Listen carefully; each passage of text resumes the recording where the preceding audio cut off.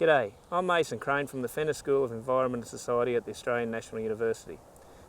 Since 1997 our team has been researching ways to integrate biodiversity conservation into farming landscapes. Farmers like yourself can make a huge difference to the biodiversity and the sustainability of your farm and the broader region. Now there's many things that influence biodiversity, but nothing more influential than scattered paddock trees. What is a paddock tree? They're large, remnant trees, often eucalypts, relics of the forests and woodlands that once grew here. They are often the oldest living thing in the landscape, thinly dotted due to clearing or because they've been thinned out over time with natural attrition. Because of their spacing, their age and the fertile ground they grow on, these trees tend to have large spreading canopies, giving them a broccoli-like appearance.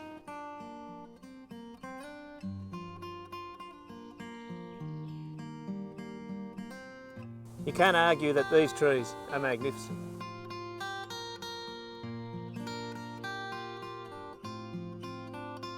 They provide hotspots for biodiversity, which means they have a massive impact on the surrounding landscape. Their immense canopy provide a large crop of leaves, flowers and buds. Their massive area of bark can house geckos, spiders and insects. The cracks and hollows, both in living and dead trees, provide dens and nesting sites for insectivorous bats, gliders, owls, goannas, possums and parrots. For the threatened squirrel glider, paddock trees are used in preference to other vegetation in the landscape, such as roadside remnants, for feeding and sleeping. Paddock trees are hundreds of years old.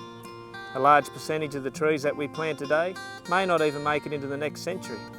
Just to develop a hollow suitable for a possum and a glider will take over 150 years. So the resources that these paddock trees provide are not replaceable, not in our lifetime.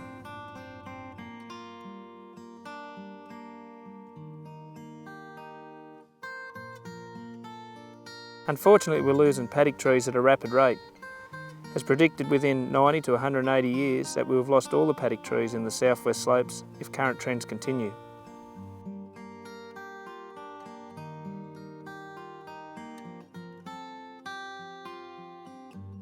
The benefits of paddock trees are not restricted to biodiversity. There are some real production benefits for you. The most obvious production benefit of paddock trees is for livestock. In hot and cold weather, livestock use lots of energy trying to stay cool or warm. One study shows that a yearling steer's energy requirement increases 2.5-fold if exposed to adverse weather conditions.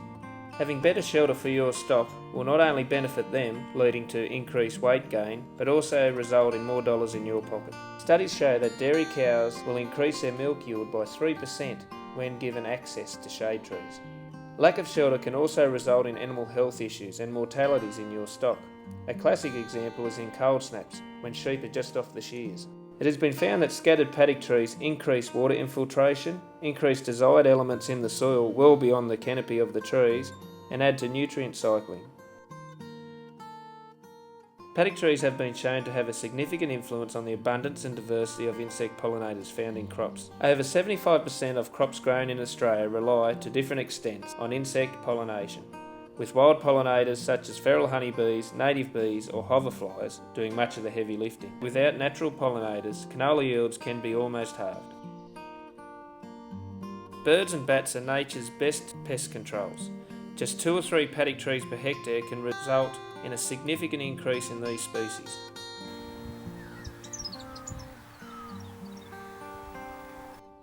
Not all of our paddock trees are looking as great as the ones that we've seen today. Some are suffering from a condition called dieback. Now dieback can be caused by a number of things. Some are natural and we can't control, like droughts and wildfire, but others are caused by our farm management practices.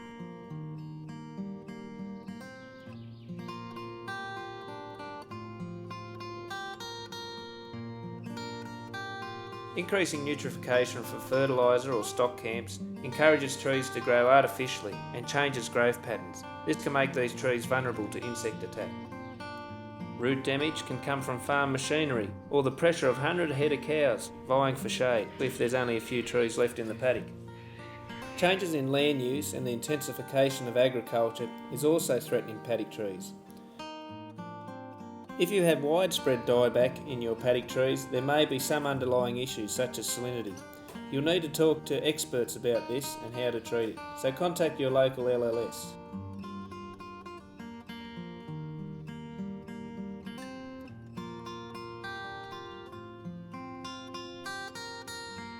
Even if your paddock trees are looking as crook as this one, don't despair. Paddock trees have a remarkable ability to recover, and if you take the threats away, they can return to their former glory.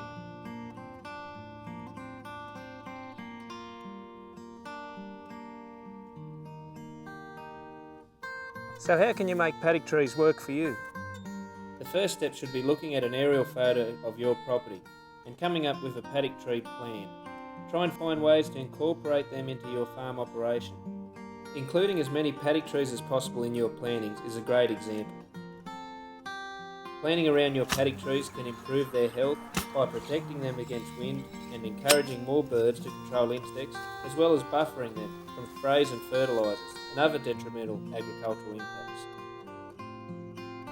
By incorporating paddock trees in your new tree planting, you give your project a 200-year head start. It provides almost instant habitat for many threatened species. There are already farmers enjoying the benefits of protecting paddock trees. The value of mature trees on a property of utmost importance for the wildlife. When taking on a new project, we try and incorporate as many mature trees as possible and find only great benefits to the rest of the farm.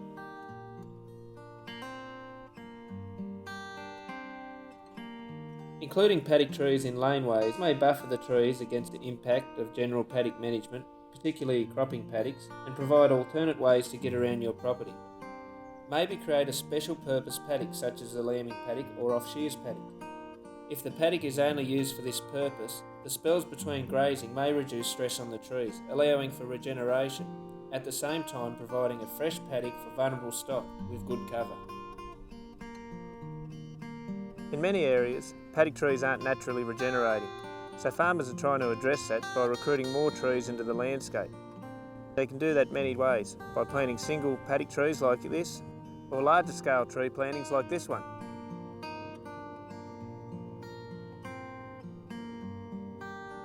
In some cases, you may wish to implement a more direct intervention on a larger scale, such as Greening Australia's Whole of Paddock Restoration Project, which involves direct seeding and spelling paddocks. It is important to remember that only a small percentage of the trees you plant today will survive into the next century, so plant more than you think you'll need to give biodiversity a chance. If you're thinking about clearing paddock trees, consider the impact this will have on the biodiversity and the sustainability of your property. Remember, there's no action that can truly offset the impact of clearing. If it is really unavoidable, you may be able to prevent or slow further loss by adopting measures to protect the remaining trees. Incorporating as many paddock trees as possible into your tree planting may be one way to achieve a positive outcome. Even when a paddock tree has been collapsed or has been knocked over, it can still provide important habitat.